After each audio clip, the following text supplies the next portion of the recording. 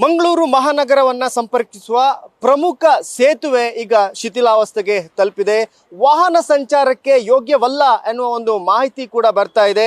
ಕೂಳೂರಿನಲ್ಲಿರುವಂತಹ ಈ ಒಂದು ಸೇತುವೆ ನ್ಯಾಷನಲ್ ಹೈವೇ 66ರ ಮೇಲೆ ನಿರ್ಮಿಸಿರುವಂತಹ ಈ ಒಂದು ಸೇತುವೆ ಫಲ್ಗುಣಿ ನದಿ ಅಡ್ಡಲಾಗಿ ಕಟ್ಟಿರುವಂಥ ಸೇತುವೆ. ಇದು ಸರಿಸುಮಾರು ಒಂದು 70 ವರ್ಷಗಳ ಹಳೆಯ ಸೇತುವೆ ಅಂತಲೇ ಹೇಳಲಾಗುತ್ತೆ. ಆದರೆ ಈ ಒಂದು ಸೇತುವೆ ಯಾವ ರೀತಿ ಒಂದು ಶಿಥಿಲಾವಸ್ಥೆಗೆ ತಲುಪಿದೆ ಅಂತ ಹೇಳಿದರೆ ಈ ಒಂದು ಬ್ರಿಡ್ಜ್ ಮೇಲೆ ವಾಹನ ಸಂಚಾರ ತುಂಬ ಅಪಾಯಕಾರಿ ಅನ್ನೋ ಒಂದು ಸಿಚುವೇಶನ್ಗೆ ಬಂದು ತಲುಪಿರುವಂಥದ್ದು. ನಾನೀಗ ಅದೇ ಬ್ರಿಡ್ಜ್ನ ಕೆಳಭಾಗದಲ್ಲಿದ್ದೀನಿ.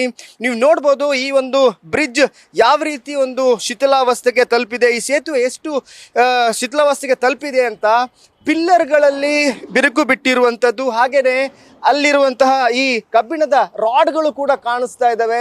ಅಲ್ಲಿ ಈ ಹಿಂದೆ ಅಂದರೆ 70 ವರ್ಷಗಳ ಹಿಂದೆ ನಿರ್ಮಿಸಿದಂತಹ ಒಂದು ಈ ಬ್ರಿಡ್ಜ್ ಈಗ ಅಲ್ಲಿಯ ಸಿಮೆಂಟ್ಗಳು ಕೂಡ ಕಿತ್ತು ಬೀಳ್ತಾ ಇದ್ದಾವೆ.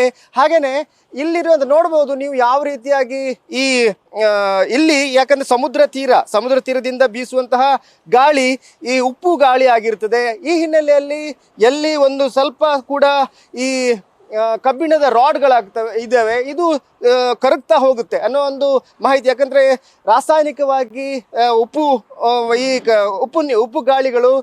ಗಾಳಿ ಈ ಒಂದು ಕಬ್ಬಿಣದ ರಾಡ್ಗಳನ್ನು ಕರಗಿಸ್ತವೆ ಅನ್ನೋ ಮಾಹಿತಿ ಇದೆ. ಈ ಹಿನ್ನೆಲೆಯಲ್ಲಿ ಈಗ ನೋಡ್ಬೋದು ಯಾವ ರೀತಿಯಾಗಿ ಈ ಒಂದು ರಾಡ್ಗಳು ಕರಗ್ತಾ ಇದ್ದಾವೆ. ಹಾಗೆಯೇ ಪಿಲ್ಲರ್ಗಳ ಸಿಮೆಂಟ್ಗಳು ಕೂಡ ಕೆಳಗೆ ಬೀಳ್ತಾ ಇರುವಂಥದ್ದು, ಒಂದೊಂದು ಪೀಸ್ಗಳು ಕೆಳಗೆ ಬೀಳ್ತಾ ಇದ್ದಾವೆ. ಅಂದರೆ ಈ ಒಂದು ಬ್ರಿಡ್ಜ್ ಮೇಲೆ ವಾಹನ ಸಂಚಾರ ಬ್ರಿಡ್ಜ್ ಮೇಲೆ 40-50 ಟನ್ನ ಘನ ವಾಹನಗಳು ಕೂಡ ಹೋಗ್ತವೆ. ಈ ಹಿನ್ನೆಲೆಯಲ್ಲಿ ತುಂಬ ಅಪಾಯಕಾರಿ ಒಂದು ಸಿಚುವೇಶನ್ನಲ್ಲಿ ಈ ಒಂದು ಬ್ರಿಡ್ಜ್ ಇರುವಂಥದ್ದು.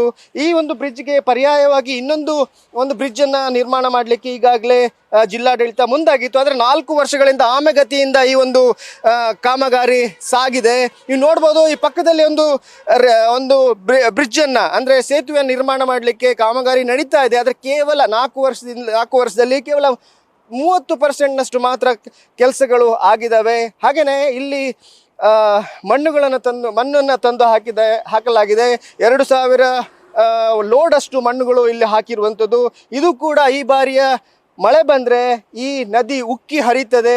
ಆಗ ಈ ಪಕ್ಕದಲ್ಲಿರುವಂತಹ ಮನೆಗಳು ಈ ಪಕ್ಕದಲ್ಲಿ 1000 ಮನೆಗಳಿದ್ದಾವೆ, ಅವು ಕೂಡ ಮುಳುಗಡೆಯ ಭೀತಿ ಅನುಭವಿಸ್ತಾ ಇದ್ದಾವೆ. ಒಂದು ಕಡೆ ಬ್ರಿಡ್ಜಿನ ಅಪಾಯ, ಮುರಿದು ಬೀಳುವಂತಹ ಅಪಾಯ ಇದೆ. ಇನ್ನೊಂದು ಕಡೆಯಿಂದ ನದಿ ನೀರು ಉಕ್ಕಿ ಹರಿಯುವಂಥ ಪರಿಸ್ಥಿತಿ ಕೂಡ ಇದೆ. ಇದ್ರ ಬಗ್ಗೆ ಹೆಚ್ಚಿಗೆ ಮಾತಾಡಲಿಕ್ಕೆ ನಮ್ಮೊಂದಿಗೆ ಕೂಳೂರು ಹಿತರಕ್ಷಣಾ ಸಮಿತಿ ಅಧ್ಯಕ್ಷರಿದ್ದಾರೆ, ಅವರ ಹತ್ರನೇ ಮಾತಾಡಿಸ್ತೀನಿ. ಸರ್, ಇದು ಈ ಬ್ರಿಡ್ಜ್ ಎಷ್ಟು ಅಪಾಯದಲ್ಲಿದೆ ಅಂತ ಅನಿಸ್ತದೆ? ಬಹುಶಃ ನಾವು ನೀವೆಲ್ಲ ಎನಿಸೋದಕ್ಕಿಂತ ಜಾಸ್ತಿ ಅಪಾಯದಲ್ಲಿ ಈ ಬ್ರಿಡ್ಜ್ ಇದೆ. ಯಾಕೆಂದರೆ ಅದು ಕಬ್ಬಿಣ ಎಲ್ಲ ಕರಗಿ ಅದು ಯಾವ ಸ್ಥಿತಿಗೆ ಮುಟ್ಟಿದೆ ಅಂತೇಳಿ ಇಲ್ಲಿ ಕೆಳಗೆ ಬಂದು ನೋಡಿದವ್ರಿಗೆ ಮಾತ್ರ ಗೊತ್ತಾಗ್ತದೆ. ಇದು ಬ್ರಿಡ್ಜು ಆದಷ್ಟು ಬೇಗ ಬ್ರಿಡ್ಜನ್ನು ಸೇತುವೆ ವ್ಯವಸ್ಥೆ ಆಗಲಿಲ್ಲ ಅಂದರೂ ಕೂಡ ಈ ಬ್ರಿಡ್ಜಲ್ಲಿ ಅದ್ರ ಬಗ್ಗೆ ಅವರು ಗಮನ ತಗೊಂಡು ಏನು ಮಾಡಬೇಕಂತ ಜಿಲ್ಲಾಡಳಿತ ಅದನ್ನು ಥಿಂಕ್ ಮಾಡಬೇಕಾಗ್ತದೆ. ಅಂದರೆ ಈಗಿರುವಂತಹ ಬ್ರಿಡ್ಜ್ ಇದ್ರ ಮೇಲೆ ಪ್ರತಿದಿನ ಸಾವಿರಾರು ವಾಹನಗಳು ಬರುತ್ತೆ. ಯಾಕಂದ್ರೆ ಸಂಪರ್ಕದ ಕೊಂಡಿ ಮಂಗಳೂರಿಗೆ, ಅದು ಬಿಟ್ಟರೆ ಇಡೀ ಸುತ್ತಿ ಬೆಳೆಸಿ ಬರಬೇಕಾದಂಥ ಪರಿಸ್ಥಿತಿ. ಈ ಒಂದು ಇದರಲ್ಲಿ ಈಗಾಗಲೇ ಜಿಲ್ಲಾಧಿಕಾರಿ ಸಚಿಕಾಂತ್ ಸೆಂಥಿಲ್ ಅವರು ಒಂದು ರಿಪೋರ್ಟ್ ಕೊಟ್ಟಿದ್ರು. ಆದರೂ ಅದು ಯಾವ ಮಟ್ಟದಲ್ಲಿ ಏನಾಯ್ತು? ಅದ್ರ ಸಚಿಕಾಂತ್ ಸೆಂಥಿಲ್ ಅವರು ರಿಪೋರ್ಟ್ ಕೊಟ್ಟಿದ್ರು ಏನಂತ ಹೇಳಿದ್ರೆ, ಬರೀ ಕಾರು ಮತ್ತು ಬೈಕ್ ಓಡಾಡ್ಬೋದು, ಆಲ್ರೆಡಿ ಶಿಥಿಲಗೊಂಡಿದೆ, ಅದರಲ್ಲಿ ಘನ ವಾಹನ ಓಡಾಡೋದು ನಿಷೇಧ ಅಂತ ಹೇಳಿದ್ದಾರೆ. ಅವರು ಜಿಲ್ಲಾಧಿಕಾರಿ ಕೊಟ್ಟ ನಂತರ ಕೂಡ ನಂತರ ಬಂದ ಜಿಲ್ಲಾಧಿಕಾರಿಗಳು ಇದನ್ನು ಯಾವುದಕ್ಕೂ ಗಮನ ತಗೊಳ್ತಾ ಇಲ್ಲ. ಅದೇ ಸಮಯದಲ್ಲಿ 1 ವಾರ ಅಥವಾ 15 ದಿನ ಏಕಮುಖ ಸಂಚಾರ ಮಾಡಿದ್ರು, ಇದು ಸಂಚಾರಕ್ಕೆ ಯೋಗ್ಯವಲ್ಲ ಅಂತ ಕೇಳಿದ್ರು. ಜನಗಳು ಆ ದಿನ ಪೇಪರ್ನಲ್ಲಿ ಪತ್ರಿಕೆಯಲ್ಲಿ ಓದಿದಾಗ ಏನೋ ಮಾಡ್ತಾರೆ ಅಂತ ಹೇಳಿದೆ, ಬಟ್ ಏನೂ ಆಗಲಿಲ್ಲ. ಅದರ ಬದಲಾಗಿ ಆಮೇಲೆ ಒಂದು ಪ್ರಪೋಸಲ್ ತಗೊಂಡು ಇಲ್ಲಿ 6 ಲೈನ್ ಒಂದು ಹೈವೇಗೆ ಒಂದು 6 ಲೈನ್ ಬ್ರಿಡ್ಜ್ ಮಾಡ್ತಿದ್ದಾರೆ ಇದು ಫಲ್ಗುಣಿ ನದಿಗೆ. ಆ ಬ್ರಿಡ್ಜ್ ಮಾಡಿದ್ರೆ 4 ವರ್ಷ ಆಯ್ತು ಆ ಬ್ರಿಡ್ಜ್ ಕಾಮಗಾರಿ ಸ್ಟಾರ್ಟ್ ಆಗಿ, ಇನ್ನೂ ಕೂಡ ಇದು ಆಮೆಗತಿಯಲ್ಲಿ ನಡೀತಾ ಉಂಟು.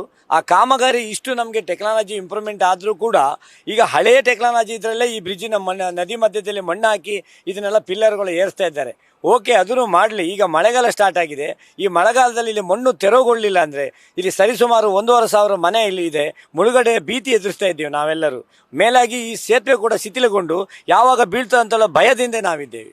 ಈಗ ಈ ಒಂದು ಇದರಲ್ಲಿ 2 ವೀಲರ್ ಮತ್ತು 4 ವೀಲರ್ ಮಾತ್ರ, ಕಾರ್ಗಳು ಮಾತ್ರ ಓಡಾಡಬೇಕಂತ. ಆದರೆ ಇದರಲ್ಲಿ 40-50 ಟನ್ ವಾಹನಗಳು ಕೂಡ ಸಂಚರಿಸ್ತವೆ. ಸರ್ ಇದು MRP ಅಲ್ಲಿ ಇರೋದ್ರಿಂದ ಮೇನ್ ಇದು ಹೈವೇ ಆಗಿದ್ರಿಂದ ಇದು NH 66 ಈ ಡಬಲ್ ಹೈವೇ ಆ ಕಡೆ ಹೋದ್ರೆ 6 ಲೈನ್ ಎಲ್ಲ ಓಪನ್ ಆಗಿದೆ. ಕಾಸರಗೋಡಿಂದ ಬರುವಂಥದ್ದು ಇದು ನಮ್ಮ ಜಿಲ್ಲೆಗೆ ಒಂದು ದೊಡ್ಡ ಹೆಬ್ಬಾಗಿಲು ಈ ಸೇತುವೆ.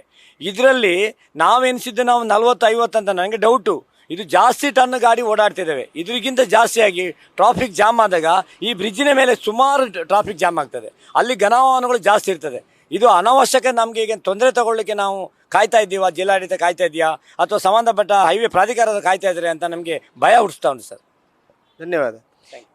ಈಗ ಈ ಒಂದು ಬ್ರಿಡ್ಜ್ ಅಪಾಯದಲ್ಲಿದೆ, ಮತ್ತೆ ಈ ಬ್ರಿಡ್ಜ್ ಮೇಲೆ ಸಂಚಾರ ಕೂಡ ತುಂಬಾ ಅಪಾಯಕಾರಿ ಅನ್ನುವ ಒಂದು ಮಾಹಿತಿಯನ್ನು ಕೂಡ ಕೊಡ್ತಾ ಇದ್ದಾರೆ.